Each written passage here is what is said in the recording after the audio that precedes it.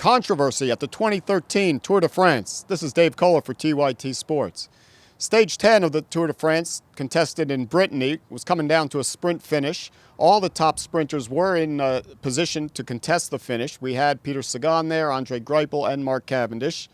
Each had already won one stage, one sprint in this year's edition, and they're all contesting here in Stage 10. Greipel and Marcel Kittel got a little bit of a lead, and Cavendish wanted to catch up with them. The road veered a little left, so Cavendish also wanted to veer a little left. The problem is there was a rider in front of him. Cavendish shouldered the rider, knocked him to the pavement, and that guy crashed. Cavendish went on. He finished third. The winner of this stage was Marcel Kittel, edging Andre Greipel at the line. Cavendish third, as I said, Peter Sagan fourth. But the question is, was Mark Cavendish right or wrong? Did he create a foul? Did he foul this other rider, or did he break his line toward the finish? The Tour de France cleared Mark Cavendish. Mark Cavendish apologized in tweets, and many other riders tweeted that after seeing the video, it wasn't Cavendish's fault. But here's my opinion, and that's why you watch these videos. Cavendish was too aggressive, in part. I believe that Cavendish has had so much success winning stages at Tour de France that he believes he's entitled to the best line to the finish. He demands it. He wants to be in the best position to then sprint based on pure speed to get to the line before his rivals. And in this, heading into the finish here in Stage 10, he didn't quite have the best position or the best line, so he wanted to adjust.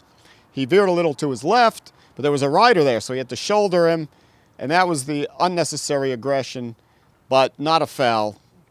Fortunately, no major damage was done. No one else was taken down in this crash. Usually when there's a crash in a bunch sprint, right at the end, it wipes out half the peloton. But in this case, there was enough of a gap between Cavendish and that other rider and the guys behind him that other riders were able to react and avoid the single-man crash. So fortunately, no one got hurt, no one got taken out.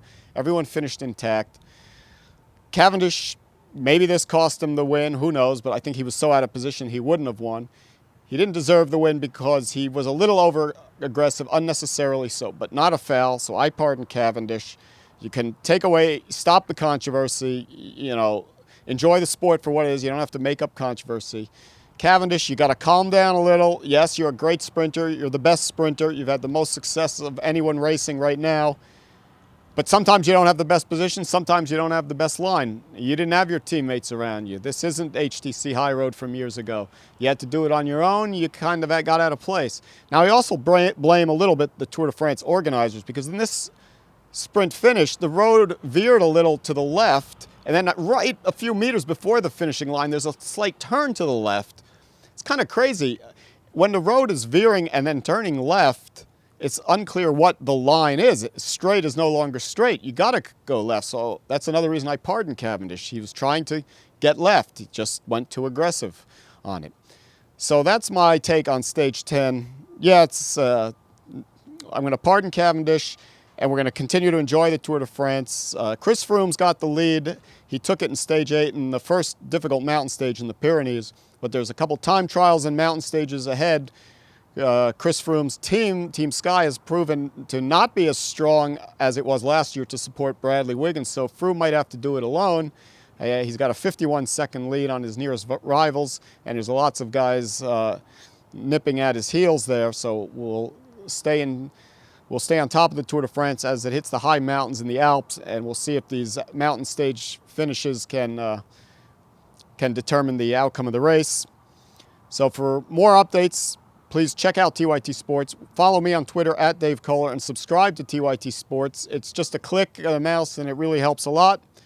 And I'll be back for more Tour de France updates as the race progresses.